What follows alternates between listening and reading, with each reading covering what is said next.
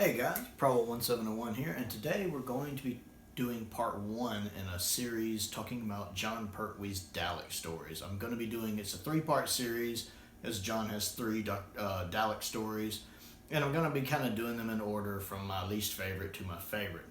So this is going to start with my least favorite of his three stories, which isn't the one that's usually regarded as the least good. Usually Death to the Daleks is at the bottom.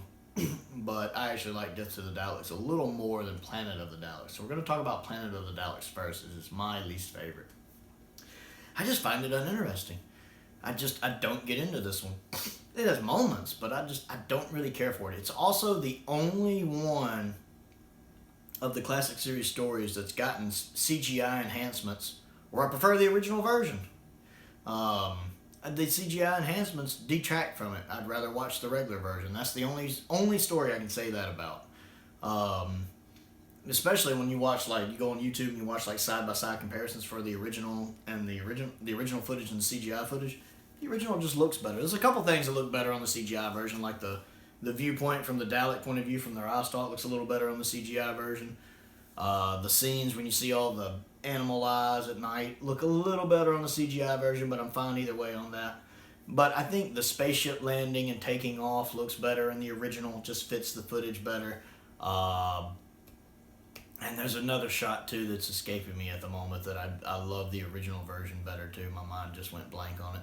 But I actually do prefer watching the original version here. The story itself is okay. I like the scenes when the TARDIS is kind of covered up by that gunk. I like the set here, the jungle set with the dangerous plant life. That's pretty cool.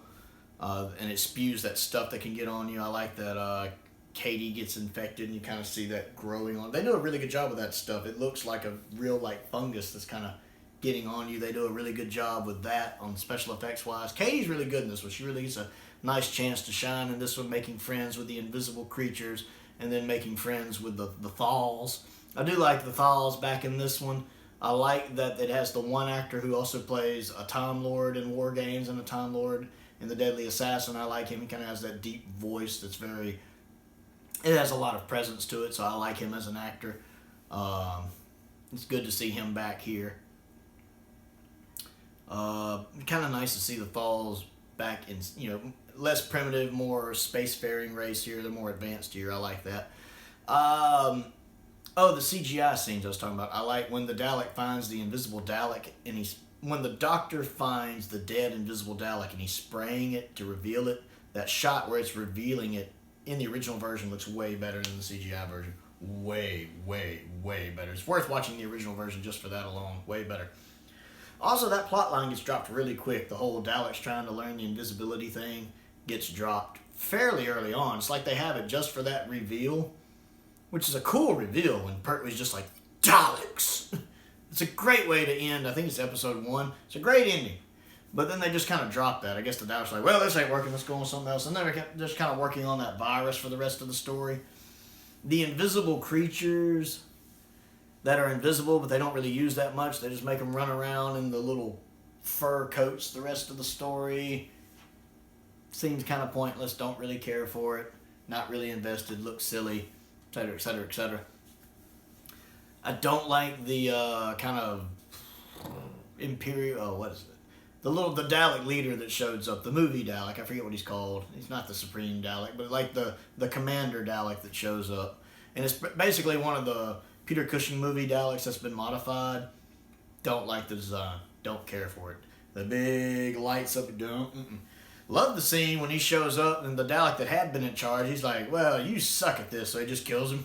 Very Dalek thing to do. Love it. But the design doesn't work for me. I don't know. I watched this one because I have it in the DVD box set that comes with Frontier in Space, which is a way better story. And then I watched it again when I got my Season 10 box set. I consider this one to be the weakest story of Season 10. When I do my ranking order for Season 10, this one's at the bottom. I just don't get invested in it. I just don't. It's one of those, by the time I'm finished with it, I'm just like, eh. It doesn't do much for me. So what are your thoughts on Planet of the Daleks? Do you like it? Do you think it's worse than Death to the Daleks? Do you like it better than Death to the Daleks? I know it's perceived as better. I don't agree.